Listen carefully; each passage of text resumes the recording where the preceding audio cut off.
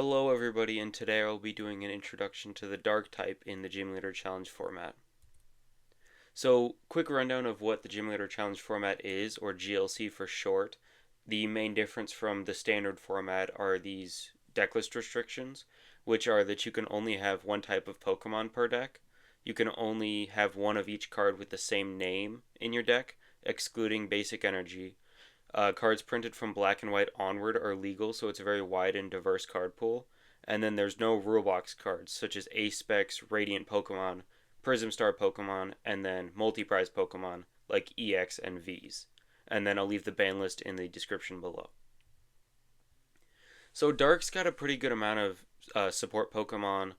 The main thing it struggles with is draw. The only forms of draw that it does have access to is discrete and drastic draw on the Golbat and Crobat lines. Discrete draw lets you draw 2 cards when you evolve it, and drastic lets you draw 3.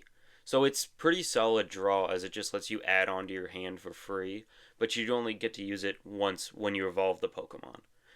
The other option for draw is Liepard with the trade, where you discard a card from your hand to draw 2. That's not too bad, especially with another trainer that I'll talk about later. Dark has some pretty good synergies with the discard pile. Speaking of discard, actually, the Phantom Transformation Zoroark lets you discard the Zoroark and all cards attached to it, and then you swap it with a stage 1 in your discard pile. So, like, for example, Umbreon. Since you can only play one type in Gym Leader Challenge, normally you wouldn't be able to play an Umbreon because there's no Dark type EV card to evolve it into. But this Zoroark lets you play any Umbreon you want. You just have to be able to run the Zoroark and then use Phantom Transformation to turn it into the Umbreon. So Dark can really run a lot more stage 1s that don't have basics compared to a lot of other types. There's a couple Sableyes here. Junk Hunt actually is banned and expanded, and it's really, really strong in GLC, which for 1 darkness, you just put 2 item cards from your discard pile into your hand. On a basic that's grabbable off of Buddy Buddy Poffin, it makes for a pretty strong control deck. The other Sableye with Excavate is more seen in more turbo builds, where you can look at the top card and decide if you want to leave it there or discard it, so it lets you dig a little deeper into your deck. Hydreigon with the Tri-Howl, where you look at the top 3 cards of your deck and attach any number of energy you find there to your Pokemon, and then you discard the other cards. So it lets you churn through your deck a little bit, lets you get energy into play. The problem is you're discarding potentially cards that you want to keep. So if you can figure out a way to stack the deck into, say, 3 energy, so you know you're guaranteeing 3 energy off of the Tri-Howl. And they can be special energy because it does not specify basic energy. The other Hydreigon with the Dark Squall, where just as often as you like, you may attach a dark energy from your hand to one of your Pokemon. Dark's version of Rain Dance. There's a little bit of a poison package here. Garbodor, where if there's a stadium in play, you can make your opponent's active Pokemon poisoned. There's the Wheezing with the neutralizing gas, which shuts off all of your opponent's abilities while the Galarian Wheezing is in the active spot. And that's really powerful because there's actually a coughing with the Ascension attack where you use the attack to just search your deck for a card that evolves from the coughing and put it on there. So you can, if you're going second, you can use Ascension on your first turn and item or ability lock your opponent by their second turn. So they have 1 turn of abilities, and a lot of basics don't really have abilities. It's more about those evolutions. So you can just completely shut your opponent down and buy yourself a few turns. And then Severe Poison isn't bad at all. 1 energy, and it poisons your opponent's active Pokemon, and it does 4 damage counters instead of 1 in between turns. And you can buff that poison damage with the Toxicroak's More Poison ability, which just puts 2 more damage counters on your opponent's poison Pokemon in between turns. Brute Bonnet, another way to make your opponent's active poisoned. This does poison both actives, and it needs a tool on it, as opposed to Garbodor needing just a stadium in play and just poisoning your opponent's active. But it's still good on a basic. It can let you actually win on the first turn with this Pecharunt that just recently came out with the Toxic Subjugation, where as long as it's in the active, you put 5 more damage counters on your opponent's active Pokemon if they're poisoned between turns. So you can go Brute Bonnet and Pecharunt on your first turn going first, and you can deal 6 poison damage before your opponent has a chance to do anything. So if they start with a 60 HP Pokemon, you just win before they get to do anything. Morpeko with the In a Hungry Hurry, where if it has no energy, it has no retreat cost. And then the Energizer Wheel, 2 Dark, does 70 damage, and you move 2 Dark from the Morpeko to one of your bench Pokemon. Galarian Zigzagoon with the Headbutt Tantrum, when you bench it, you can put a damage counter on one of your opponent's Pokemon. It can help fix some math or like clean up some KOs that you missed earlier on in the game.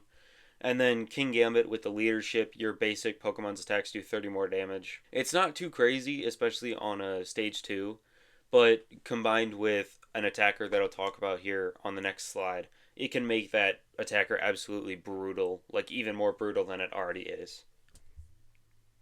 Dark is also solidly set up in the attacking department.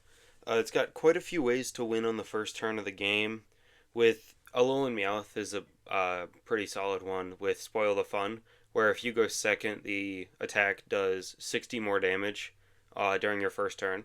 So it'll do 70 for no energy. So it could make you take an early knockout because that'll be 60, and a lot of basics right now are going to have 60 or 70 HP so that they can be grabbed off of Buddy Buddy Poffin. So you can easily take a turn 1 KO on one of those. Darkrai's pretty good in any deck that can accelerate a lot of energy. With the Darkness Guard ability, if it has any dark energy attached to it, it takes 20 less damage from attacks. And then Vortex of Darkness does 60 plus 20 for each dark energy attached to the Darkrai. So that can ramp up pretty quickly, especially on a basic. You just have to get some solid energy acceleration.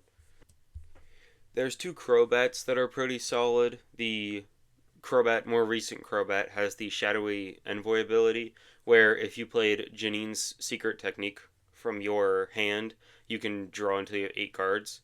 You won't get that effect very often, but this is just a nice general attacker because Darkness Colorless, it does 120 damage, and then it poisons your opponent's active for 2 damage counters instead of 1 in between turns. So it's an effective 140, and then when they pass back to you, it's 160. So it's not bad at all, and it has free retreat, so it can be used as a pivot. The other Crobat is definitely, in my opinion, more difficult to use. With the Critical Bite for 3 colorless, you do 30 damage to one of your opponent's Pokemon, and if it takes a KO, you take 2 more prizes. So you'll take 3 total prizes on any like given Pokemon, unless there's something else that's making you take an additional prize. But like slap a reversal energy on this, and you're using the attack for 1 energy attack cost, and you can take 3 prizes to potentially just clean up a game with 1 attack. Galarian Moltres with the Malevolent Charge, where when you bench it, you accelerate up to 2 darkness energy from your hand to the Moltres, and then Fiery Wrath does 20 plus 50 more damage for each prize card your opponent has taken. So it can come in and just be a huge accelerate energy to itself, attach for turn, hit for 220, 270, just big damage, blow up your opponent's active. Grimmsnarl with the Dark Oath, where as long as it is in your active spot, your opponent's active Pokemon needs one more colorless to attack. So this can really throw a wrench in a lot of decks' plans, especially if they're not able to accelerate a ton of energy into play and they're relying more on low energy attack costs. This can really make them like use weird lines to actually do anything. This Guzzlord is what I was talking about, comboed with the King Gambit on the previous slide. Red Banquet is absolutely brutal. It does 120 damage for 2 dark and 2 colorless, and that doesn't seem great. But if you take a KO with Red Banquet, you get an extra prize. Yeah, it's kind of insane, and there's ways you can Guzzlord back to back, and you can Guzzlord into you only need to take 2 more KOs from there to win. So if you can get Guzzlord set up, it's very powerful. But Dark can sometimes struggle with that, especially if they take out some of your engine Pokemon or hand disrupt you and you really don't have a way to draw too many cards.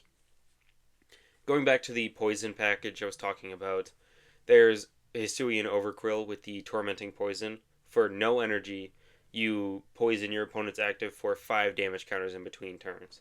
And that's brutal because this lets you um, commit your energy attachments to another Pokemon on the bench. So you can set something else up to go in and attack while you put a bunch of damage counters on your opponent's active with Tormenting Poison. This Hoopa is a pretty good early game attacker. One Dark Assault Gate does 90, but the attack does nothing if it didn't move from the bench to the active. So all you got to do is put it on the bench, switch, retreat, do something to get it into the active, and Assault Gate will do 90. So again, Dark's good at taking turn 1 KOs. This Morpeko and the Spiritomb both have similar attacks where they both do 30 damage. The Morpeko does 30 damage for each damage counter on it, so it's 30 times, and then it has 50 HP. And then the Spiritomb does 30 more damage, so it's 30 plus 10. Sorry, 10 plus 30 for each damage counter on it. And the Spiritomb is a bit better with that building spite, where you can, once during your turn, just put a damage counter on it. So you can kind of rack up damage on it and then come in later in the game, like mid game, end game, and take a big KO with Spiritomb. Toxapex with the Venoshock does 10, and then if your opponent's active Pokemon is poisoned, it does 120 more. So it'll do 130 for 1 energy, and all you have to do is get your opponent's active poisoned, which isn't too hard with all the poison Pokemon that I've showed so far. There's 2 Weavile. The first one has Rule of Evil, where it just does 60 damage to each Pokemon with an ability. It is both yours and your opponent's. So as long as you watch the amount of ability Pokemon you put in play, and your opponent is just putting down a ton of them, this can be really devastating for them to deal with. And then this other Weavile with the Evil Admonition does 50 damage for each of your opponent's Pokemon in play that has an ability. So that's on a 50 times multiplier, just for just 1 energy. Again, if your opponent isn't watching the amount of abilities they have in play, this Weavile can kind of just come up and take a big KO. Finally, 2 Zoroarks. The first one has the Foul Play attack, where you choose one of the defending Pokemon's attacks, and you use it as this attack. So if your opponent has something really big that's been taking out a lot of your attackers, you can go up with the Zoroark and copy it. And then this other Zoroark with the stand-in, where once during your turn, if it's on the bench, you can switch it with your active Pokemon. And if you attach a float stone to it, it can make it so you can never be trapped up with something that has heavy retreat, because you can just use stand in and then free retreat with the float stone back into whatever attacker you want. And it's not even that bad of an attacker itself. Mind Jack does 10 plus 30 for each of your opponent's benched Pokemon, so that can do some pretty big damage. So Dark has a few pretty good trainer cards. The first one that I want to talk about is Dark Claw, where the Dark Pokemon that is attached to does 20 more damage to your opponent's active Pokemon. And that's just pretty good at fixing some math. You can make your Guzzlord do 140 damage, open up more 2 prize opportunities. It's great math fixer. Item-based acceleration in Dark Patch, where you put a Dark Energy from your discard pile onto one of your bench Dark Pokemon.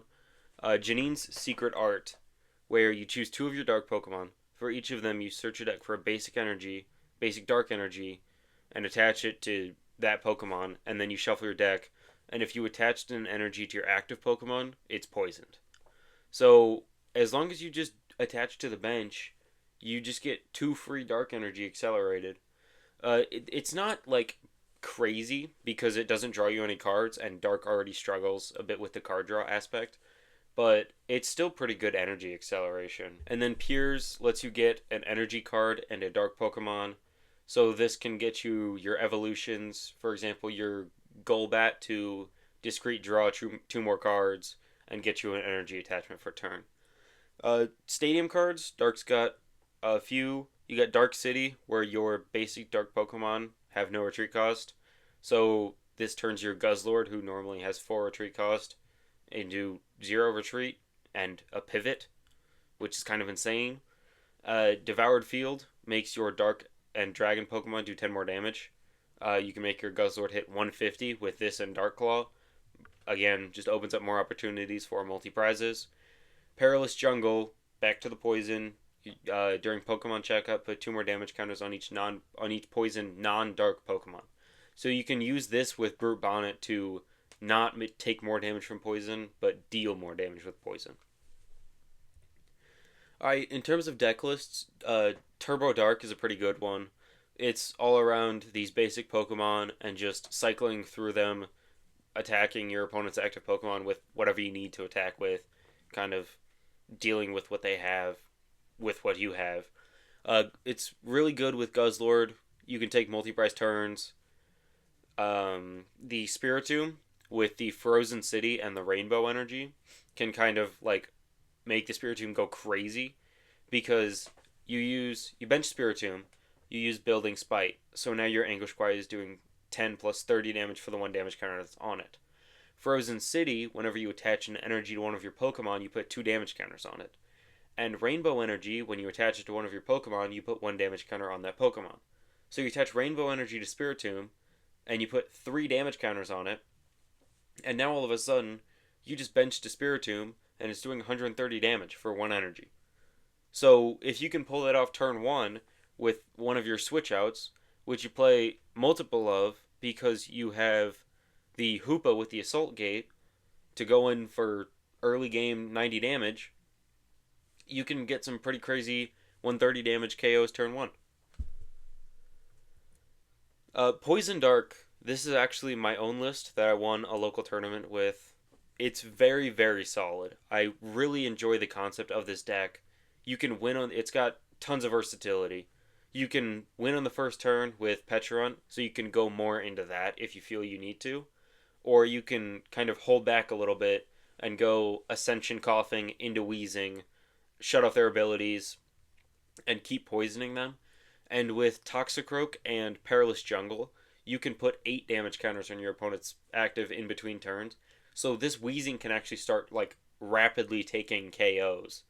And the Crobat, you do play Janines in here just for a bit of energy acceleration. And the Crobat can actually let you draw because you have the possibility of going Versus Seeker for Janine and then play Janine to fill your hand to 8, which is, I really like that combo.